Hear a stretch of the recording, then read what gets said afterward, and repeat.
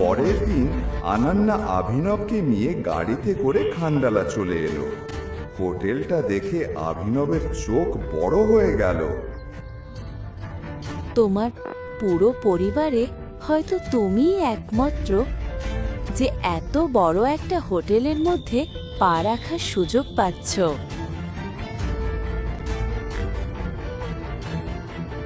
ঠিক তখনই অনন্যার কলেজের বেয়াদব ধনী বন্ধুবান্ধবরা সেখানে এসে হাজির হলো। তাদের মধ্যে রাজ নামের একটি অহংকারী ছেলেও ছিল, যে সবসময় অনন্যাকে ইমপ্রেস করার চেষ্টা করত।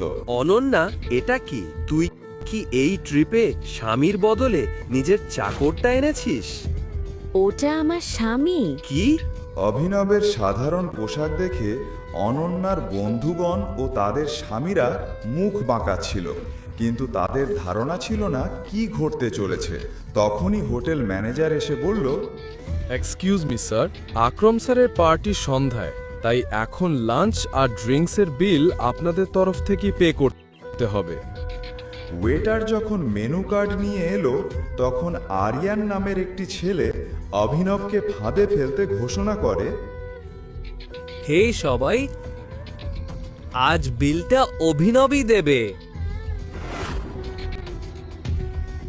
আমি এমন কিছুই বলিনি। চল সবাই তালি দি অভিনবের জন্য। এই চাকর যে মাসে ৬,০০০ টাকা করে পায়, আমাদের লক্ষের বিল দেবে।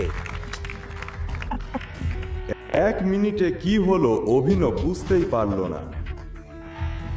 আর অনন্যাও ভাবছিল, অভিনব এটা কি করলো? আমার কাছে আজকের বিল দেবার মতো টাকা নেই, আর এই অভিনব তো একেবারেই গরিব।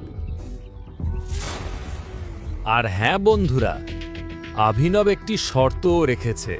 যদি সে আজ বিল দিতে না পারে, তাহলে রাজ অনন্যাকে নিয়ে যাবে। কি?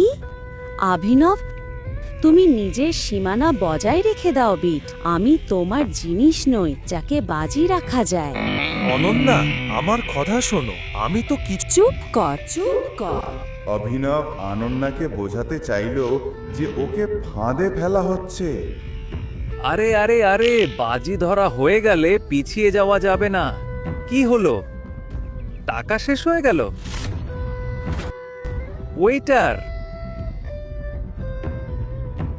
রাজ অভিনবকে কথা বলবার সুযোগ দিল না এবং হোটেলের সবচেয়ে দামি খাবার ও ড্রিঙ্ক অর্ডার করাতে লাগলো। ঠিক তখন কাজলের চোখ পড়ল একটা বক্সিং রিংয়ে। হে রাজ, তুমি তো কলেজের বক্সিং চ্যাম্পিয়ন ছিলে, তাই না? তাহলে আর কি, তোর এবং অভিনবের মধ্যে একটা লড়াই হওয়া যাক।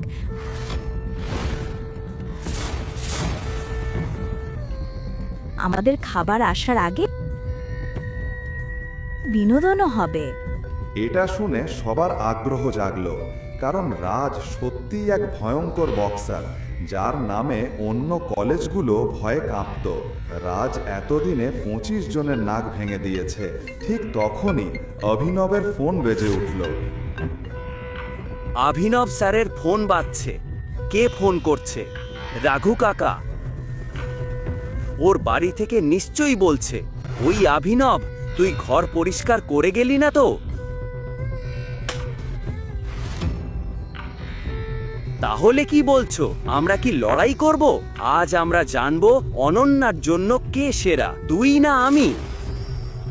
অভিনব, তোমার এখনো একটা সুযোগ আছে, না বলো? অভিনব, তোমার কি রাজের সাথে লড়াই করার সাহস নেই?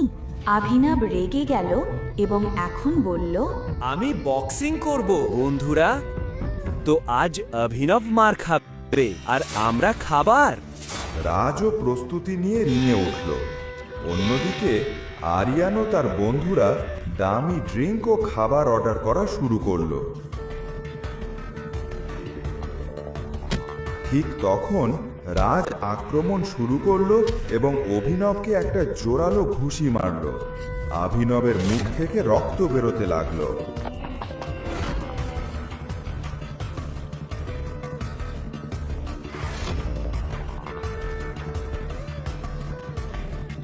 এরপর রাজ ক্রমাগতভাবে অভিনবকে ঘুষি মেরে চলল, তাকে হাত তুলবারও সুযোগ না দিল।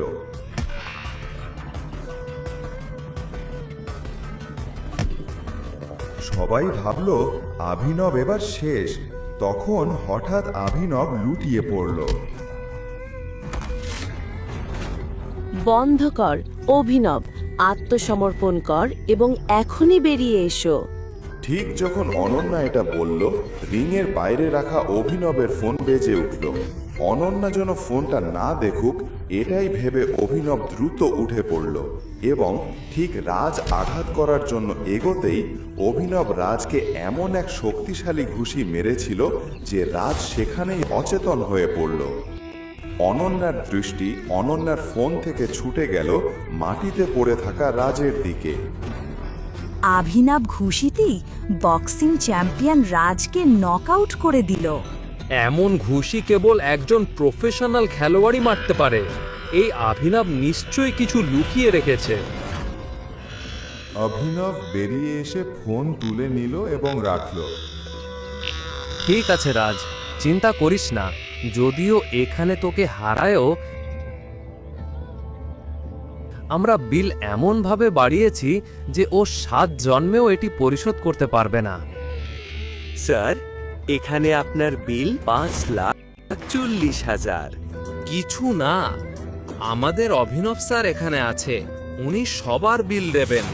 কিন্তু ওয়েটার অভিনবকে দেখে বিভ্রান্ত হয়ে গেল। তিনি ওর পোশাক দেখে ঠিকই বিচার করে ফেলেছিলেন। স্যার, অনুগ্রহ করে রিসেপশনে আসুন। সাবধানে দেখো যেন পালিয়ে না যায়। এখন সবাই ওয়েটারের দিকে তাকিয়ে রইল। অভিনব যদি বিল না দিতে পারে, রাজ আজ তার সব রাগ অনন্যার ওপরে বের করে দেবে। এই ভয়ে অনন্যা ঘামতে শুরু করলো। ওয়েটার যখন অভিনবের হাতে থাকা কার্ড নিল ও সোয়াইপ করলো, তার মুখের রং উঠে গেল। কি হয়েছে? অভিনবের কার্ডে কোনো ব্যালেন্স নেই, কোনো টাকা নেই? যদি তার কার্ডে টাকা না থাকে তাহলে বলো, ও সম্মানের কথা চিন্তা করো না। অনন্যার মুখে রং ঘুচে যাচ্ছিল, কারণ যদি অভিনব বিলে টাকা না দিতে পারে, রাজ আর ছেড়ে দেবে না।